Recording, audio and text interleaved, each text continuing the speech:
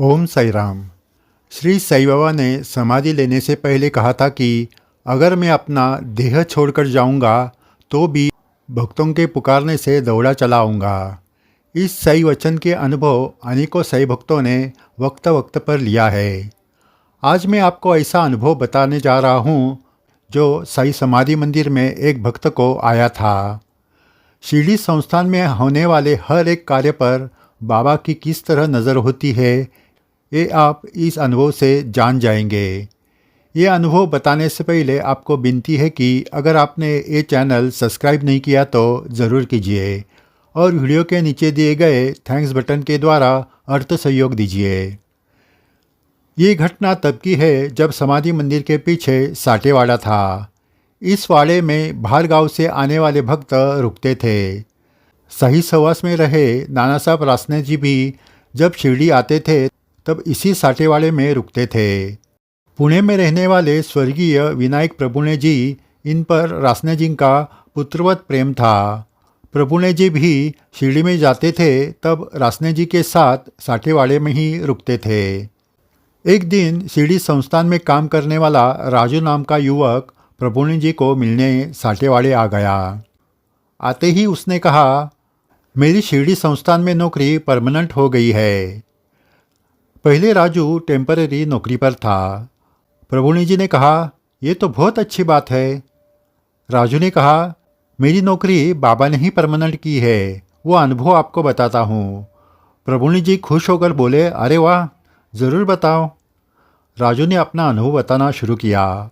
उसने कहा, वो एक दिन पूरा दिन समाधि मंदिर में काम करता रहा। काम करते करते खाना खाना भी भूल गया। रात हो गई। बाबा की शिजारती हुई। उस वक्त शिरडी में भीड़ नहीं होती थी। आरती के लिए भी कम लोग रहते थे। आरती होने के बाद राजू फिर से साफ सफाई का काम करने लगा। वो काम करते करते थक चुका था। समाधि की बाजू में ही रूम के अंदर से ऊपर जाने के लिए सीढ़ी है। वहाँ से वो ऊपर गया। वहाँ भी रूम है जहाँ पहले भक्त रुकते थे। उस रूम के गैलरी से पूरी समाधि दिखती है। राजू गैलरी में बैठकर समाधि को देखने लगा और थकान की वजह से उसे बैठे बैठे ही नींद लग गई। सिजारती होने के बाद समाधि पर मच्छरदानी लगाई गई। इस मच्छरदानी में समाधि और मूर्ति ढकी जाती है। पुजारियों ने मच्छरदानी लगाने के बाद समाधि मंदिर के दरवाजे बाहर से बंद कर दिए। लेकिन राजू गैलरी में सो रहा है, इसके बारे में उनको मालूम नहीं था। रात के 12 बजने आए। तब राजू की आंखें खुल गई। पूरे समाधि मंदिर में अंधेरा छाया था। उसने गैलरी से नीचे देखा तो समाधि के पास छोटे दिए जल रहे थे। उस रोशनी में मच्छरदानी में श्री साई की मूर्ति और समाधि हल्की सी नजर आ रही थी।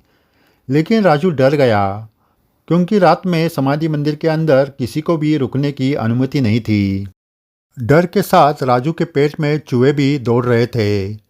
दिन भर उसने कुछ खाया भी नहीं था। राजू सीढ़ियों से नीचे आया। समाधि के पास जाकर बाबा को हाथ जोड़े। उसने बाबा को कहा, बाबा, मेरी कुछ गलती नहीं। दिन भर काम करने की वजह से मैं थक चुका था और आराम करने के लिए मैं ऊपर गैलरी में जाकर बैठा। उस वक्त कब नींद लगी ये मुझे पता ही नहीं चला। अब मैं क्या करूं बाबा? मुझे भूख भी बहुत लगी है।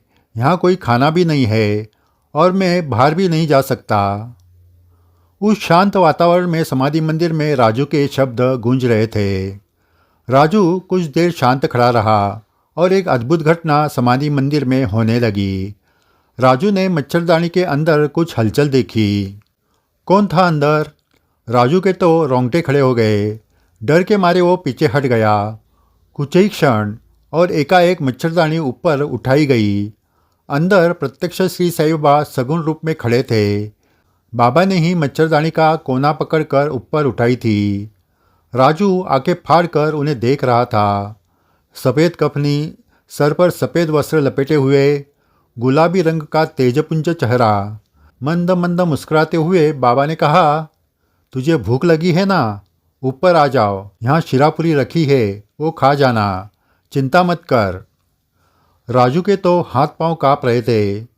वो किसी तरह समाधि के ऊपर चला गया। मूर्ति के पास एक थाली में शिरापुरी रखी थी। बाबा ने प्यार से हाथ से ही वो खाने को राजू को इशारा किया। राजू समाधि के पास बैठकर सिर झुकाकर खाना खाने लगा।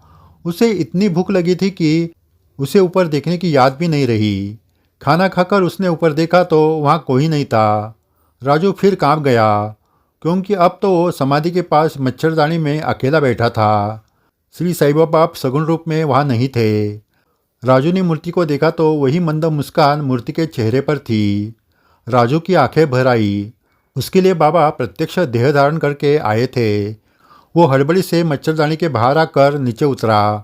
वही एक कोने में बैठकर सोचने लगा कि कल क्या होगा, क्योंकि वो संस्थान के नियमों को तोड़कर अंदर रुक गया था। सुबह होने लगी और पुजारियों ने समाधि मंदिर के दरवाजे खोले। राजू समाधि मंदिर के कोने में बैठा हुआ देखकर पुजारियों में हड़बड़ी मच गई। पुजारियों ने राजू पर सवाल दागे। उनकी आवाज़ सुनकर बाकी कर्मचारी भी दौड़कर आए। राजू के मुंह से तो डर के मारे शब्द नहीं फूट रहे थे। कुछ कर्मचारी ने कहा, राजू चोरी करने के लिए ही अंदर रुका था। फिर राजू ने रात में हुई सारी बात बताई, लेकिन उस पर कौन विश्वास रखने वाला था। सबको लगा अपने आप को बचाने के लिए राजू कोई मनगढ़ंत कहानी बता रहा है। थोड़ी देर में मंदिर प्रमुख वहां आ गए। उनको सारी बात बताई गई। राजू ने फिर से रात की सारी घटना बताई। मंदिर प्रमुख बोले, राजू तेरी बात सच होगी, फिर भी उसका प्रमाण तू दे नहीं सकता। मंदिर के नियम तूने तोड़े हैं, इसलिए तुझे टेम्पररी काम से बाहर किया जाएगा। ये सुनकर राजू रोने लगा। उसने कहा, साहब मेरे घर में मैं ही कमाता हूँ। मुझ पर माँ और बहन की जिम्मेदारी है। मुझ पर दया करो। कुछ घंटों में सारी बात सीढ़ी में फैल गई। हर तरह की चर्चा होने लगी। कोई कहने लगा, राजू सच कह रहा है, ज़रूर रात को बाबा आए होंगे। तो कोई कह रहा था, नहीं नहीं, राजू झूठ बोल रहा है, अपनी गलती छुपाने के लिए बाबा को बीच में ला रहा है। राजू की रिपोर्ट मंदिर प्रमुख ने मुंबई के मुख्य अधिकारी को भेज दी। रिपोर्ट में सब जानकारी दी गई थी। वो अधिकारी सब जानकारी पढ़कर असमझ में पड़ गया। राजू रात में समाधि मंदिर में रुका था, ये नियमों का उल्लंघन था। ये बात पूरी शिरडी में फैल गई थी। इसलिए राजू को टेम्पररी काम से हटाना ही एकमात्र विकल्प था। उसने बताई हुई सही दर्शन की बात अपनी गलती छुपाने के लिए भी हो सकती थी। समाधि लेने के बाद बाबा ने समाधि मंदिर में ऐसे आमने सामने कभी दर्शन नहीं दिया था। मुख्य अधिकारी का मन श्रद्धा और संस्थान के नियमों के बीच झूलने लगा। दिल पर पत्थर रखकर उन्हें राजू पर कार्रवाई करनी ही थी। इस सोच में वो रात को सो गए। दयागन सही से ये बात कैसे छुप सकती थी। वो उसी रात उस अधिकारी के सपने में गए। श्री साईं ने उसे कहा, तू उस लड़के को काम पर से मत निकालना, उसकी कोई भी गलती नहीं है। मैंने ही रात को उसे खाना दिया था, अब तू उसे नौकरी में कायम कर दे। ये सुनकर अधिकारी हड़बड़ी से जाग गया। वो हैरान होकर उस लड़के के बारे में सोचने लगे कि प्रत्यक्ष समाधि मंदिर में साईं बाबा ने राजू को खाना कैसे दिया। इतना ही नहीं तो उसके लिए सपने में आकर मुझे प्रमाण भी दिया। वो लड़का कौन है? सुबह होते ही उस अधिकारी ने मंदिर प्रमुख को खत लिखा कि राजू नाम के उस लड़के को काम पर से निकालने की कोई ज़रूरत नहीं, बल्कि उसे संस्थान में परमानेंट किया जाएगा। जल्द ही मैं शिरडी आकर इस पर बात करता हूँ। जब वो खत मंदिर प्रमुख के हाथ में आया तो वो पढ़कर हैरान हो गए। गलती पर कार्रवाई तो दूर, उल्टा टेम्पररी काम से परमानेंट करने का निर्णय लेना ये उनके समझ के बाहर था। जल्द ही वो अधिकारी शिरडी में आ गए। समाधि मंदिर में जाकर मंदिर प्रमुख को मिले। अधिकारी ने राजू को बुलाने के लिए कहा। थोड़ी देर में राजू डर के मारे भागते भागते हुए उस अधिकारी के सामने आकर खड़ा हुआ। उसे अपना भविष्य अंधकारमय दिखने लगा।